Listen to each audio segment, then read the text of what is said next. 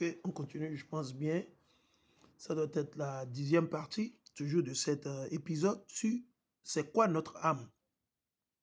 Vu les menaces, ce qui plane à l'horizon, qu'est-ce qu'il faut faire, chers frères et sœurs? Alors, je suis dans Deuxième Roi. Vous savez, l'Écriture nous dit, tout ce qui est écrit il y a longtemps ont été écrits pour que nous apprenions, pour que ça nous serve d'exemple, pour que nous puissions imiter plutôt les pas divins et les pas spirituels de nos aïeux. Vos aïeux ne sont pas levés quand il y a un conflit, tout à coup, ils courent vers l'ennemi. Vous avez un problème avec l'ennemi et vous courez encore vers le même ennemi. Ils ont juste différents noms, et vous ne vous rendez pas compte. Allons, Deuxième Roi, le chapitre 19, je vais lire à partir du verset 32. Ésaïe ajouta, voilà ce que fera le Seigneur Yahweh dans son ardent amour. Et maintenant, voici ce qu'il déclare au sujet du roi d'Assyrie. Donc, vous avez le roi d'Assyrie qui a envoyé ses émissaires comme l'Union européenne, comme Donald Trump, comme Emmanuel Macron. Ils ont envoyé leur armée pour attaquer nos aïeux. Les Assyriens, le gouvernement, l'empire d'Assyrie, pour attaquer. Comme vous voyez l'exemple aujourd'hui, que les Édomites, ensemble, à travers leur chef maçon, leur maître satanique, qui, les États-Unis d'Amérique, la petite corne, l'aigle avec les deux ailes, ils sont allés attaquer, agresser l'Iran, avec bien sûr l'aide de leurs et frères satanistes, les synagogues de Satan, n'est-ce pas? C'est la même chose. Et ça doit être un réveil pour tous nos frères et ceux qui sont en Afrique. Les valets, les vassaux, les bâtards que vous avez à la tête de vos pays qui pensent qu'ils sont à l'abri parce qu'ils se déshabillent pour se faire bourrer par derrière par Emmanuel Macron, l'Union européenne. Il faut leur dire qu'ils ne sont pas à l'abri. Le jour arrive. Le jour arrive pour eux.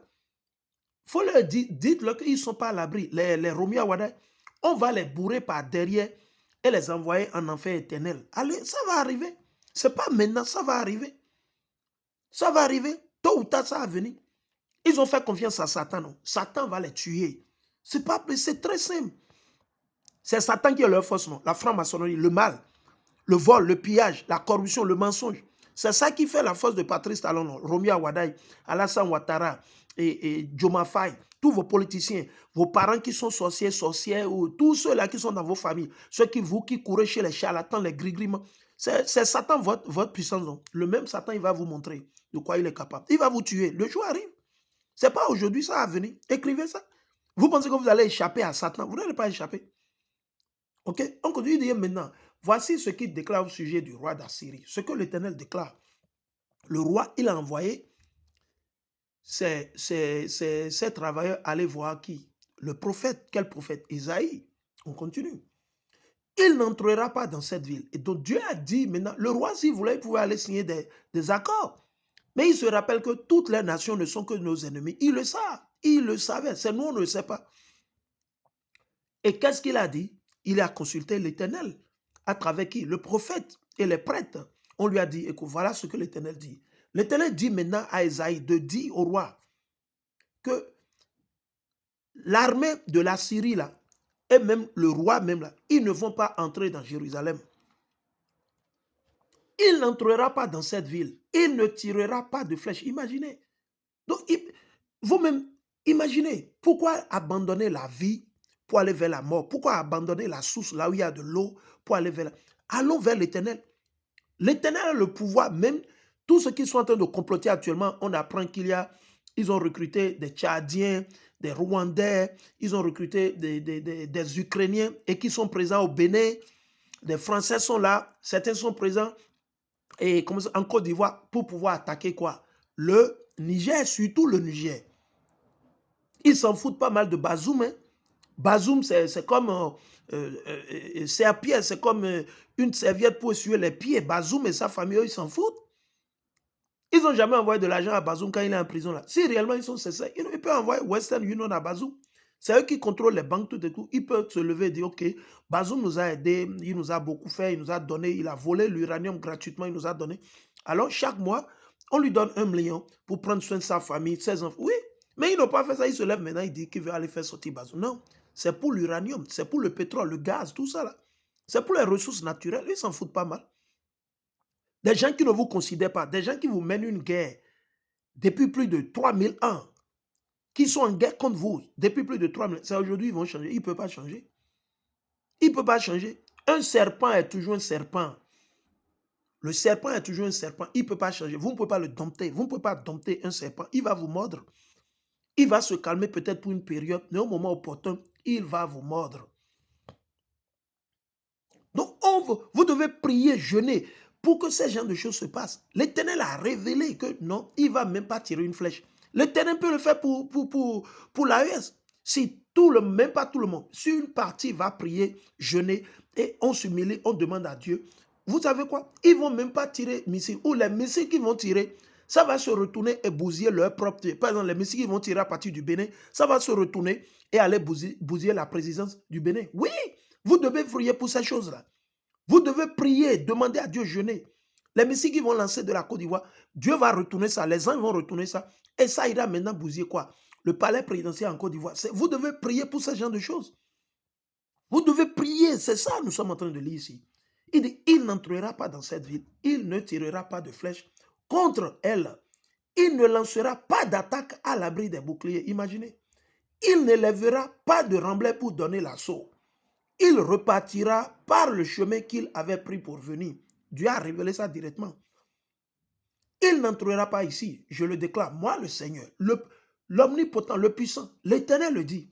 Et vous allez là, vous pensez, les missiles ne vont pas vous aider. Hein. Les missiles, vous avez beau les avoir, c'est vrai. Ils nous font croire que la bombe atomique, c'est un déterrent. C'est Dieu qui leur a permis de créer. Effectivement, c'est un déterrent.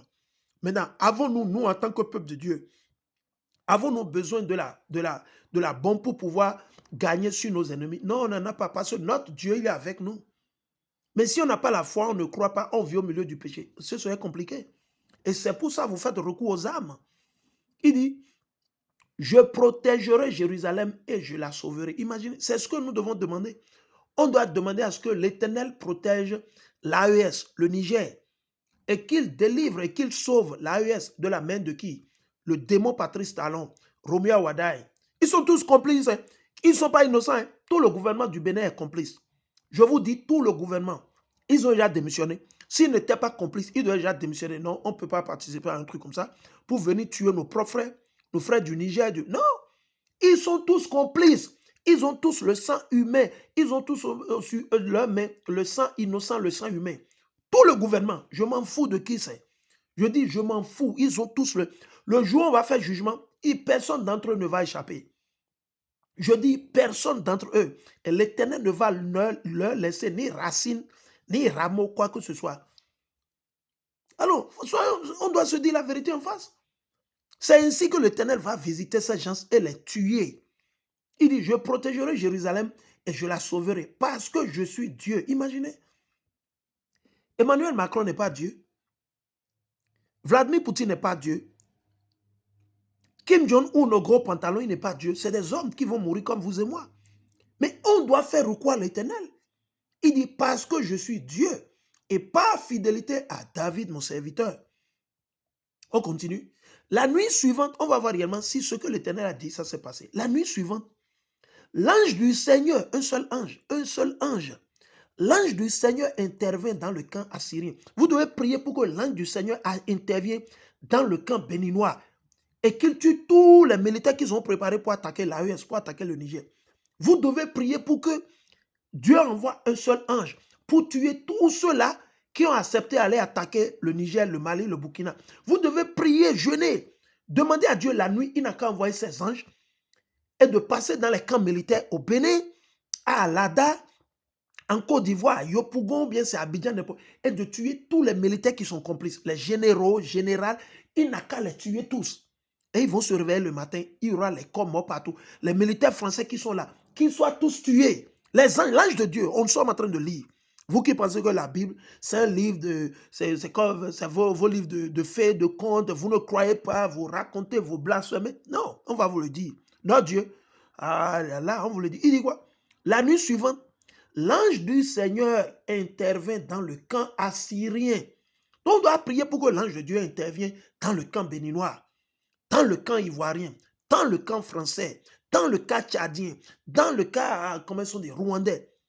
Et que l'Éternel les tue que ce soit général, que ce soit commandant, que ce soit commissaire, tous ceux qui ont accepté d'aller attaquer, ils doivent être tous tués. Vous devez prier pour ça.